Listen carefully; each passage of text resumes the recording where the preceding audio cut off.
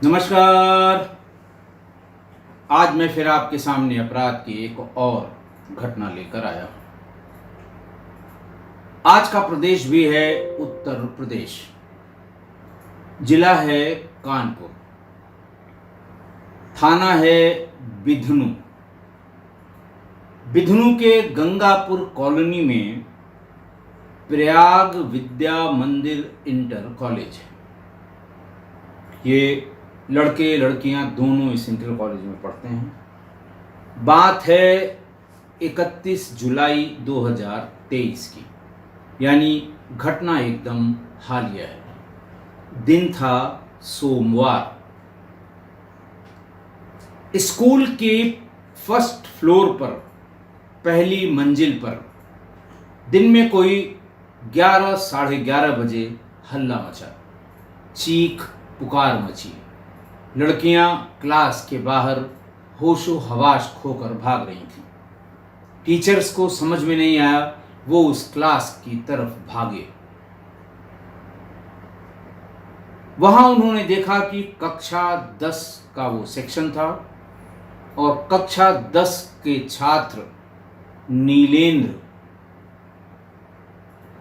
जमीन पर पड़ा था और एक लड़का उसके ऊपर सवार होकर चाकुओं से बेतहाशा उसके शरीर पर वार कर रहा था। किसी बात का खौफ नहीं, दोस्तों का डर नहीं, टीचर्स का कोई भय नहीं। बच्चे सब जब भाग गए, टीचर्स ने दरवाजे को बंद कराया। दो लड़कों ने थोड़ी हिम्मत दिखाई, आगे बढ़े, उसको पकड़ने की कोशिश की, लेकिन पकड़ते पकड़ते उसने नीचे गिरे हुए नीलेंद्र के गर्दन पर कम से कम चाकू से 20 वार कर दिए। हड़कंप मच गया। प्रिंसिपल और कॉलेज के स्टाफ ने पुलिस को सूचना दी। पुलिस भी भागते भागते स्कूल पहुंच गई। लड़के को टीचर्स और स्कूल वालों ने पकड़ लिया, हाथ से उसका चाकू छुड़ा लिया।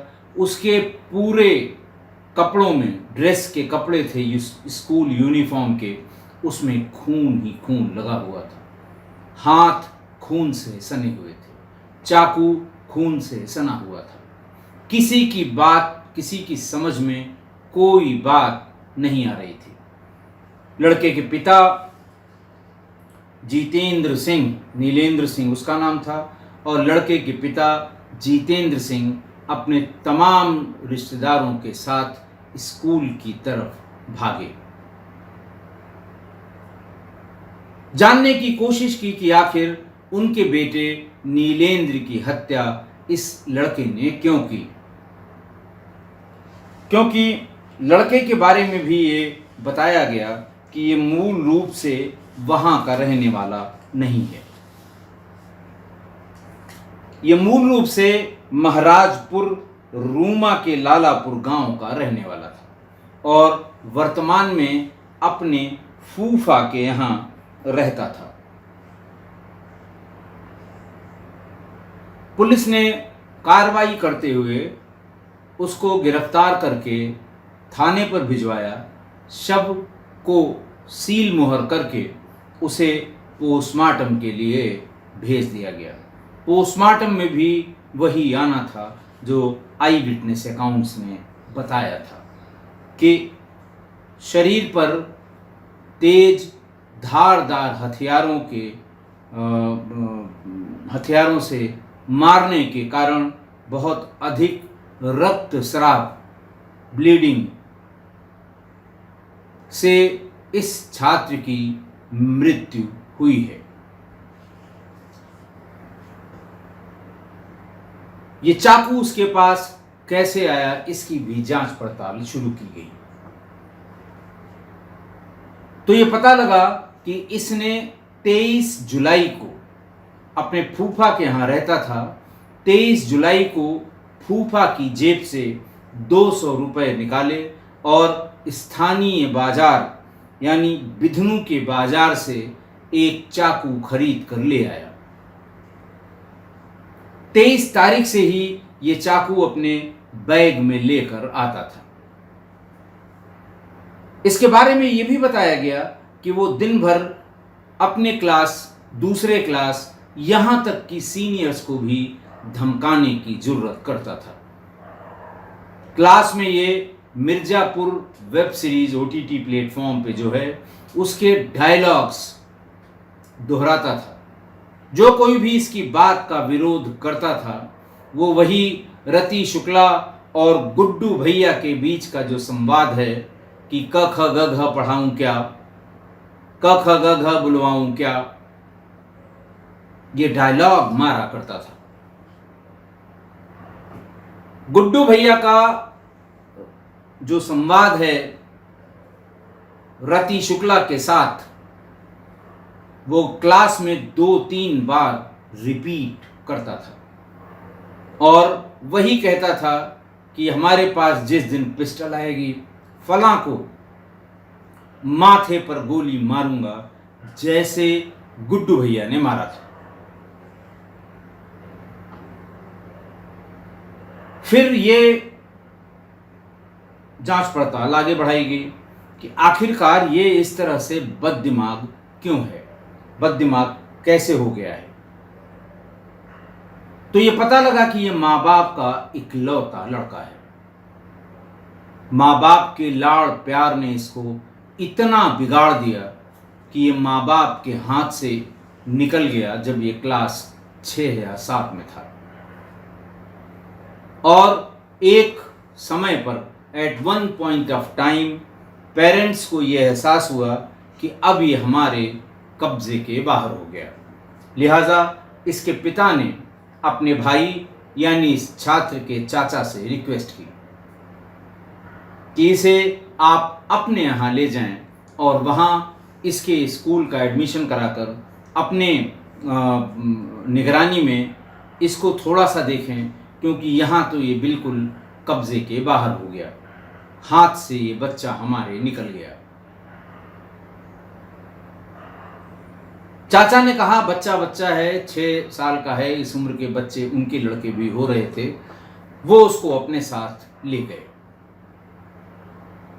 7 और 8 में चाचा के यहाँ भी इसने सबकी नाक में दम कर दिया। रोज रोज प्रिंसिपल के यहाँ चाचा चाची की पेशी, मोहल्ले वालों के उल्हाने, साथ में पढ़ने वालों के माँ बाप शाम को घर आ जाएं, उनकी शिकायत। आज ही जा गए इसके चाचा और चाची भी, किसी बहाने से उसे फिर उसके अपने घर लेकर गए। बड़े भाई से माफ़ी मांगी कि मुझे माफ़ कर दीजिए, अब मैं इसको अपने यहाँ नहीं रख पाऊँगा। रोज रोज शर्मसार होना पड़ता है इसकी हरकतों से। माँ बाप तो पहले ही हाथ खड़ा कर चुके थे कि हम अगर इसे रखेंगे तो ये हम लोगों का ही नुकसान कर देगा।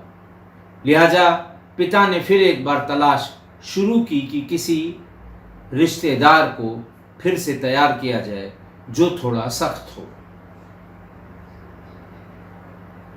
सख्त रिश्तेदारों में बच्चे के फूफा उनका शुमार हुआ करता था।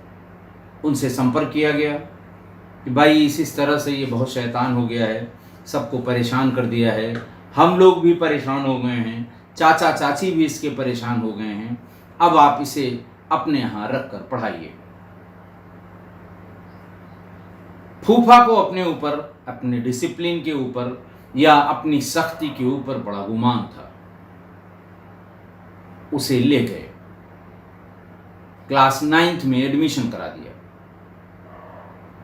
सख्ती करते थे, निगाह रखते थे, लेकिन उनका मोबाइल भी शाम को वो उनसे जिद करके, चिल्ला के, ड्रामा करके ले लिया करता था और पूरी रात OTT प्लेटफॉर्म की मूवीज, वेब सीरीज देखा करता था। जब स्कूल के बच्चों ने, स्कूल के टीचर्स ने बताया कि ये शिकायत भी इसकी बार बार आती थी कि हर दिन ये किसी न किसी से मारपीट कर लेता था और मिर्जापुर वेब सीरीज के कई एक डायलॉग ये रिपीट किया करता था। फिर पुलिस ने उससे भी थाने में पूछताछ की। एसीपी घाटमपुर दिनेश शुक्ला ने बताया कि सारे पहलुओं पर, जिन जिन पहलुओं पे जांच होनी चाहिए उस पे जांच कर ली गई और ये लड़का अपने माँ बाप के लाड़ प्यार से इस कदर बिगड़ गया कि फिर ये इसके सुधरने की कोई गुंजाइश नहीं रह गई। उन्होंने भी इन सब बातों का जिक्र किया कि कैसे ये OTT प्लेटफॉर्म की तमाम वेब सीरीज के बारे में बताता है। चूंकि लड़का नाबालिग था, इसलिए इसके साथ जो सुप्रीम कोर्ट की गाइडलाइंस के हिसाब से बातचीत की जाती थी, सादे वस्त्रों में लोग इससे बातचीत करते थे, बहुत होमली एटमॉस्फेयर में इससे बातचीत करते थे, हंसी मजाक भी करते थे, इससे डायलॉग भी बुलवाते थे ताकि सही बात का पता लग सके। पूछताछ में उसने बताया कि करीब एक हफ्ते पहले, यानी 23 जुलाई से एक दिन पहले 22 जुलाई को नीलेंद्र ने मुझे गालियां दी थी। नीलेंद्र की तरफ वो दौड़ा था मारने के लिए। नीलेंद्र ने अपना बचाव किया और इसे बहुत गालियां दी। अगले दिन नीलेंद्र ने क्लास में लड़कियों के सामने ही इसकी पिटाई कर दी और इसने उसी दिन कहा था कि मैंने चाकू में धार लगवा ली है, तुम अपने दिन गिनो, क ख ग घ तुमसे भी पढ़वाएंगे। हालांकि नीलेंद्र को यह पता था कि यह चाकू लेकर चलता है, बैग में इसके हमेशा चाकू रहता था, लेकिन उसने कभी सपने में भी ये नहीं सोचा था कि वो ऐसा कर देगा। रोज बहकना, चिल्लाना, डायलॉग मारना, हाथ से गोली की आवाज़ निकालना, वही जैसे रति शुक्ला को मारा गया था उस तरह से, माँ बहन की गालियों के साथ उस सीन को रिक्रिएट करना, उस सीन को रिपीट करना, यही सब आदतें उसकी खराब लगी थी नीलेंद्र को। और नीलेंद्र से इसीलिए वाद विवाद हुआ, मारपीट हुई और फिर उसने भी, नीलेंद्र ने भी इनको अच्छी तरह से इसकी कुटाई की थी सबके सामने। इसने दिमाग लगाया। अच्छा, धीरे धीरे लड़कों में इसके प्रति भय व्याप्त हो गया। सीधे लड़के जो ये कहता था वो करते थे। एक लड़के को ये रति शुक्ला बना के कुर्सी पे बिठाता था, सामने खड़ा हो जाता था, डायलॉग रिपीट करता था, हाथ से गोली की आवाज़ निकालता था और सब सामने वाले को कहता था कि जब मैं ऐसा बोलूँ तो तुम गिर पड़ना। लोग हंसते थे। इसने उनमें से ही अपने जो चेले बना लिए थे उनसे कहा कि आज नीलेंद्र को फर्स्ट फ्लोर पर इसलिए बुलाओ कि आपस की बातचीत हम लोग करके और ये गलतफहमी दूर करा देंगे।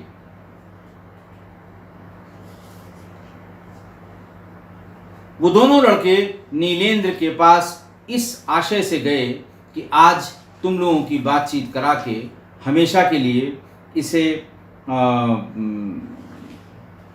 इसे ख़त्म करते हैं। ये ठीक नहीं है आपस में इस तरह की बातचीत। वो दोनों लड़के नीलेंद्र को फर्स्ट फ्लोर में इसके सामने ले गए। बातचीत शुरू हुई। लड़कों ने घेर रखा था क्योंकि इस तरह के लोगों के कुछ फॉलोअर्स भी बन जाते हैं। बातचीत शुरू हुई लेकिन थोड़ी ही देर में बात बिगड़ गई और फिर वो एक दूसरे से गाली गलौज करने लगे। इसी बीच इस नाबालिग अपराधी ने अपने बैग से चाकू निकाल लिया। इसके पहले कि कोई समझ पाता, जैसे उसको कहते हैं कि जुनून सा सवार हो गया था, उसने उसे जमीन पर यानी फर्श पर गिरा दिया। क्लास में सब बच्चों के सामने की तरफ, ब्लैक बोर्ड के नीचे की तरफ गिरा दिया और गिरा के इसके गर्दन पर ताबड़तोड़ चाकू चलाने लगा। खून की धार एकदम से बह पड़ी। बच्चे चीखने लगे, लड़कियां चिल्लाकर डर के मारे सहम कर बाहर भागी। शोर सुनकर टीचर्स भी वहां से भाग कर आए। टीचर्स ने कोशिश की उसको पकड़ने की, लेकिन उसके साथ के ही 2 छात्रों ने मुश्किल से उसे पीछे से पकड़ा, लेकिन उसे अपने किए पर कोई पछतावा देखने से नहीं लग रहा था। चाकू हाथ में लिए हुए खड़ा रहा। टीचर्स ने और लड़कों ने मिलकर उसके हाथ से चाकू छीना और अपने बयान में टीचर्स जो वहाँ मौके पर पहुँचे थे उन्होंने बताया कि पकड़ने के बाद भी चाकू पर इसकी जो पकड़ थी वो इतनी मजबूत थी कि पसीने छूट गए चाकू को इसके हाथ से छुड़ाने में। पुलिस ले गई। पुलिस ने इस बाल अपराधी को बाल न्यायालय में प्रस्तुत किया और बाल न्यायालय में प्रस्तुत करने के बाद वो उसे हनुमत विहार स्थित बाल सुधार बंदी गृह में भेज दिया गया। यानी कि ये बाल अपराधी हुआ, सजा वही 3 साल। एक बच्चे की हत्या की भी सजा वही 3 साल, क्योंकि आरोपी अपराधी नाबालिग है। बहरहाल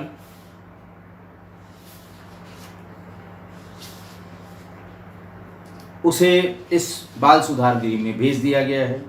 मुकदमे का ट्रायल अभी शुरू हो जाएगा। चार्जशीट सबमिट किए जाने की कगार पे है। जैसा कि एसीपी दिनेश शुक्ला ने बताया कि बहुत जल्दी तमाम सबूतों और गवाहों के बयान लेकर चार्जशीट न्यायालय में सबमिट कर दी जाएगी। इकलौते लड़के को माँ बाप के लाड़ प्यार ने इस कदर बिगाड़ दिया कि माँ बाप का लाड़ प्यार माँ बाप के लिए ही बहुत महंगा पड़ गया। बचपन से उसकी सारी ख्वाहिशें पूरी की गईं। जुबान से जो निकला तुरंत उसके बाप ने या माँ ने उसे पूरा किया। उसकी सारी कमियों और गलतियों को नज़रअंदाज किया गया, माँ बाप ने किया। और अगर कोई उनके दरवाजे पर शिकायत लेकर आया कि मेरे बेटे को मारा है, मेरा ये नुकसान किया है, मेरे बच्चे की उंगली तोड़ दी है, उसको किस तरह से थप्पड़ ही थप्पड़ मारा है, तो उसी पर जो शिकायत लेकर आता उस पर आरोपों और गालियों की बौछार माँ बाप कर दिया करते थे। और ये गालियों की बौछार करने वाले माँ बाप ने कभी नहीं सोचा होगा कि उसकी औलाद ऐसा हाथ से निकल जाएगी कि दोबारा हाथ में आना मुश्किल हो जाएगा। माँ बाप को एहसास तब हुआ जब उसकी पैसे की डिमांड बढ़ने लगी और पैसों के लिए उसने एक दिन अपने बाप को डंडों से पीटना शुरू किया।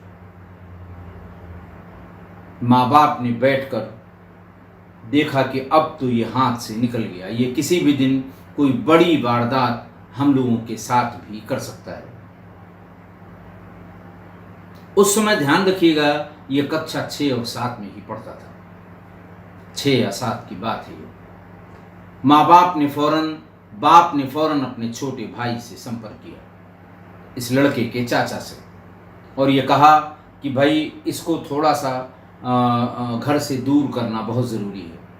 वही जो सामान्य बहाने होते हैं कि यहाँ इसकी सोहबत खराब हो गई है, इसको इसके दोस्तों से दूर किया जाना बहुत ज़रूरी है, वरना ये हाथ से निकल जाएगा। इस तरह की बातें करके चाचा ने भी सहर्ष स्वीकृति प्रदान कर दी। बड़े भाई का लड़का था, वो अपने साथ ले गए, एडमिशन करा दिया और 2 साल में ही चाचा चाची की नाक में भी ऐसा दम किया कि चाचा चाची के भी पसीने छूट गए। रोज प्रिंसिपल के सामने दोनों की, चाचा चाची की पेशी किसी न किसी इसकी बदतमीजी की वजह से होने लगी।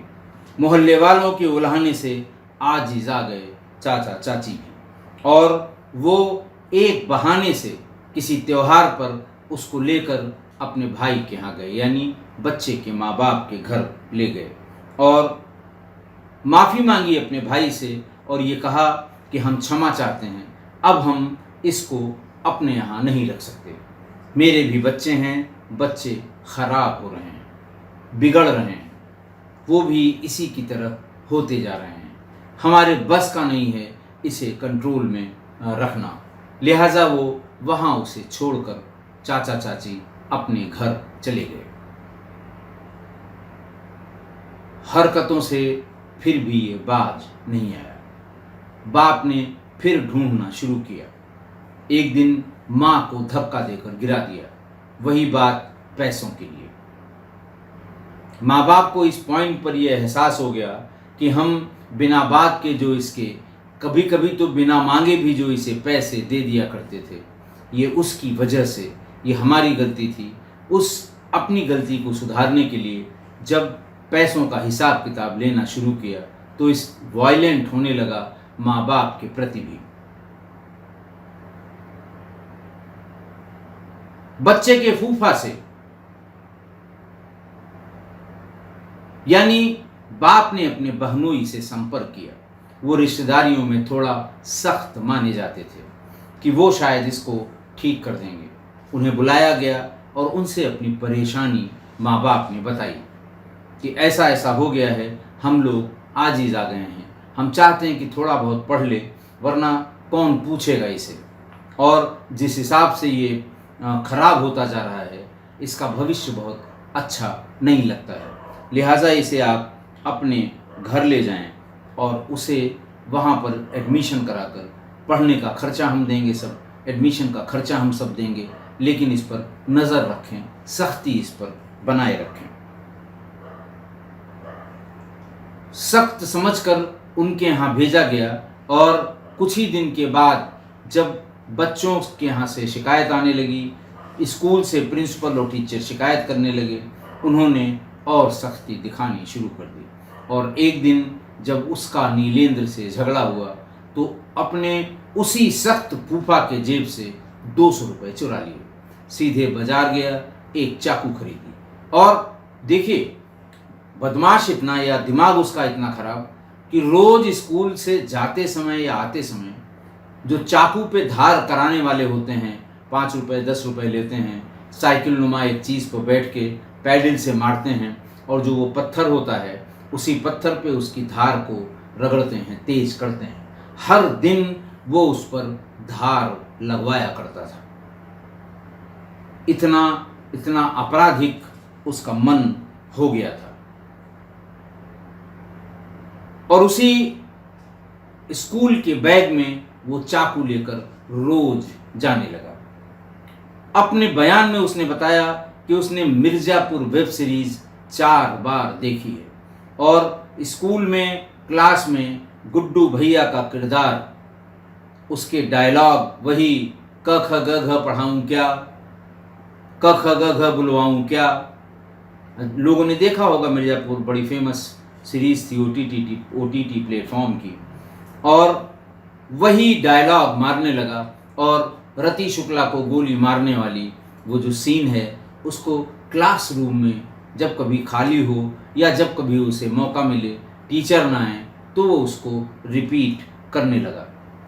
क्लास के बच्चे भी उससे भय खाने लगे और यही वो चाहता था कि उसका रुतबा बने, लोग उससे भय खाने लगें, लोग उसको देख के भागने लगें, और वो भी इतनी कम उम्र में। और जब उसकी ऐसी हरकतों का विरोध किया नीलेंद्र ने, ये बात उसको अच्छी नहीं लगी कि कोई मेरा विरोध कैसे कर सकता है, और उसने उसे जान से मार दिया। अब ये देखिए कि ओटीटी प्लेटफॉर्म में जिस तरह से हिंसा और सेक्स का जहर खुलेआम परोसा जा रहा है, उससे एक पीढ़ी और पूरी की पूरी नस्ल खराब हो रही है। ये आज की जो घटना है, ये उसका उदाहरण है। कोई रेगुलेटरी अथॉरिटी नहीं है सेंसर बोर्ड की तरह कोई ऐसा प्लेटफॉर्म नहीं है जहां से पास होने के बाद ही ये OTT प्लेटफॉर्म पर आए। आप देखिए OTT पर आपको जितनी भी वेब सीरीज मिलेंगी सब ऐसी ऐसी गालियां जो सुई भी नहीं गई होंगी, ऐसे ऐसे टाइटल कि सुन के, या अगर आप बच्चों के साथ बैठे हैं तो आपको हर हाल में टाइटल देख के ही स्किप करना होगा।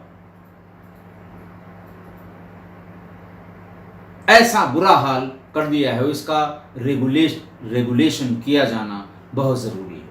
हालांकि इंटरनेट का प्लेटफॉर्म इतना वाइड है कि इसे इफेक्टिवली कंट्रोल करने के लिए कोई न कोई बोर्ड तो बनाना ही होगा, कोई न कोई तरीका निकालना ही होगा, और ज़्यादा कारगर तरीका यही होगा कि बहुत हैवी फाइन, अगर मान लिया आपने रेगुलेटरी बोर्ड ने कहा कि साहब आज फला फला प्लेटफॉर्म पे नहीं दिखाएंगे, ये प्रॉक्सी सर्वर पे जाके किसी दूसरे प्लेटफॉर्म पे लॉन्च कर देंगे, तो ऐसे में इसको रोकने के लिए आपको हर हाल में बहुत ही हैवी फाइन और इम्प्रिजनमेंट का, यानी जेल जाने का प्रोविज़न करना होगा। तभी जो शुचिता है, जो ड्रामे की शुचिता हुआ करती थी, फिल्मों की शुचिता हुआ करती थी, जरा सा भी दाएं बाएं हुई फिल्मों की कहानी सेंसर बोर्ड उस पर कैंची चला दिया करता था। ये शुचिता अगर आपको बरकरार रखनी है, और जो ये कच्चे मन हैं, कच्चे बालक हैं, ये जो कच्ची उम्र के बच्चे हैं, लड़के हों या लड़की हों, उनके मन को खराब करने से रोकने के लिए ये कुछ न कुछ आपको करना पड़ेगा। कोई स्ट्रॉन्ग ऑर्गेनाइजेशन इसके लिए बनाना होगा और ऐसी वेब सीरीज़ को तत्काल प्रकाशित और प्रचारित होने से रोकना होगा। अगर ऐसा नहीं होगा तो ऐसे अपराधों की, या ऐसे जवान बच्चों की, ऐसी एक नस्ल को, ऐसी एक पीढ़ी को आप गलत दिशा पर जाने से नहीं रोक पाएंगे। आशा है आप मेरी इस बात से सहमत होंगे। आज के लिए इतना ही। बहुत बहुत धन्यवाद।